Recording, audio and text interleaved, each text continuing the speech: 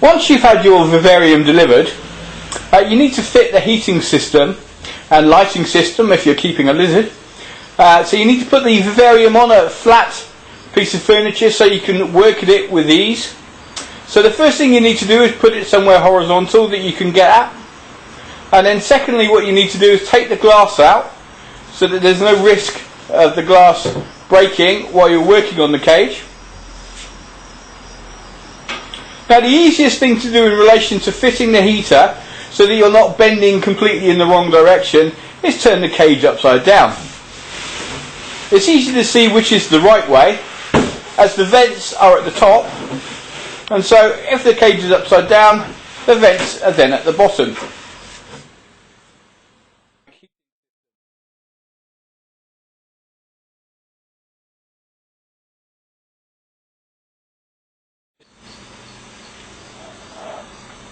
Okay, now what we've done, we've taken your ceramic holder, we've clipped it using the clips that you'll have provided about 6 inches from the side so it's held in position. Now as you note, this particular holder doesn't have the heat lamp in place, and what we'll do in the next section is go through the next stages, but just mark a line roughly 6 inches away from the side and clip, as you can see here, the cable and the holder in place so it's suspended from the ceiling with about an inch spare at the end of the cable. Okay, now using one of the vents that you've had provided, take a sharp pair of scissors and cut a notch out of it so when you put it into the vent hole at the back, the cable can pass through without having to remove the plug or the socket. Okay, what you can see now is we've removed the notch out of the vent, and this is only just big enough for the cable to go through. And now as we put the vent into the vent hole at the back, you can see that the cable fits well. There's no gaps, but the cable passes through without having to do any electrical work. We're going to move on to the ceramic light, or the infrared lamp, that is quite often confused. This is a non-light emitting heater. Now what you're going to do is take it out of the box, and while Josh is taking it out of the box, you're then going to just basically screw it into the ceramic heater that you've put in place. So it just basically screws in, making sure that you don't cross thread it, and just do it firmly at the end, but not so tight that you break the ceramic heater. Okay, once you've got your ceramic heater and lamp all connected, and you've got the cable going through the back of the cage, the thing to do before you put the guard on is then to plug it in and then feel the bottom of the heater. It should be immediately starting to get warm. Do not leave it plugged in for too long because they will get warm and very hot very quickly. So unplug it again, and so that you can then carry on and set up your cage. This is merely a testing thing so that you can check that the heater and the holder are working correctly. Okay, once you've tested the ceramic heater in the holder, place the guard over the holder so that the ceramic heater is in roughly the middle of the guard. We here have done pre-drilled holes, so it's nice and easy to screw the guard into place. And as you can see, Josh here is just finishing off the screws. The guard obviously protects the snakes or the lizards from the hot element of the heater and makes sure that burns don't happen. Reptiles aren't the most intelligent group of animals, and therefore protecting the heater system is essential to a healthy reptile. As you can see now, the guard is firmly in place. Just give it a bit of a check that it's on there firmly, and then you have your working ceramic system perfectly in place to use in your cage.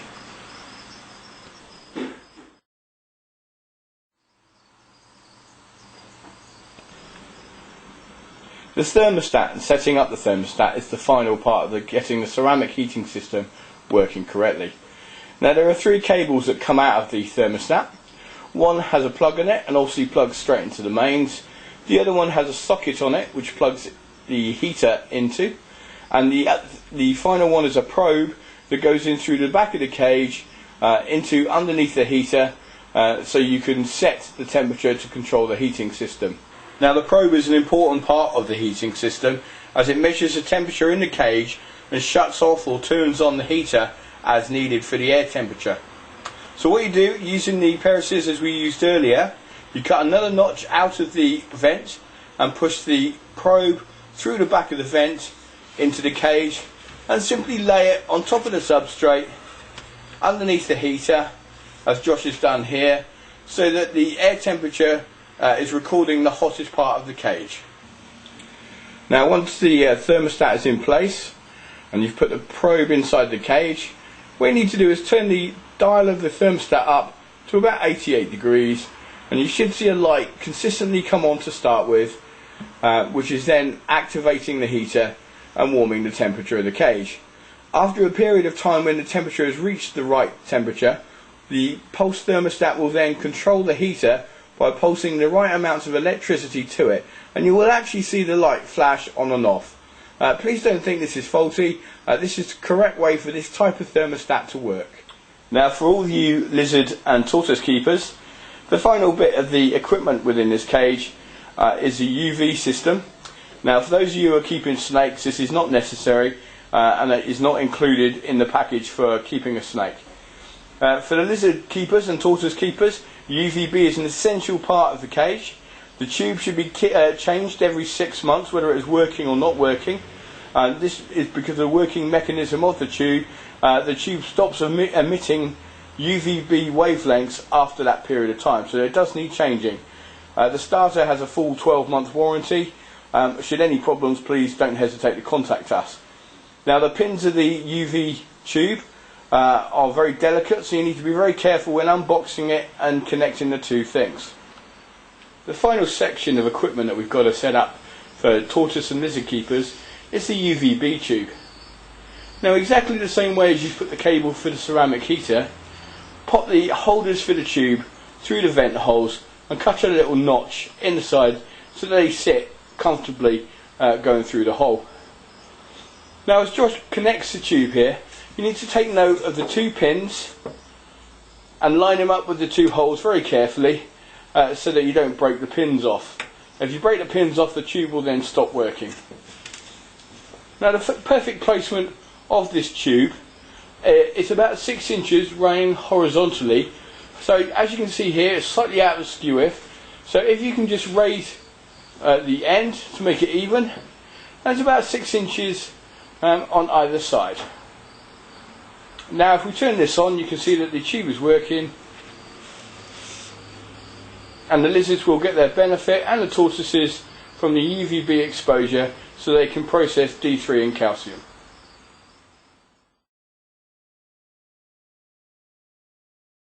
The final section here that you can see is with all the heating equipment and lighting equipment all fitted. We've got some substrate on the floor, we've got some bark and logs in there so that the reptiles have an interesting landscape, and obviously a water bowl. And it's interesting to note that by making the cage more attractive, your reptile will get a lot more out of the cage than if it was bare. Obviously if you have reptiles that eat greens, please don't put plastic plants in, as they can eat them and it can cause problems. So whatever decor that you've chosen to pick and purchase and put into the cage, we hope you enjoy. And if you have any questions, please don't hesitate to contact us and pop in the shop and chat to us or ring us.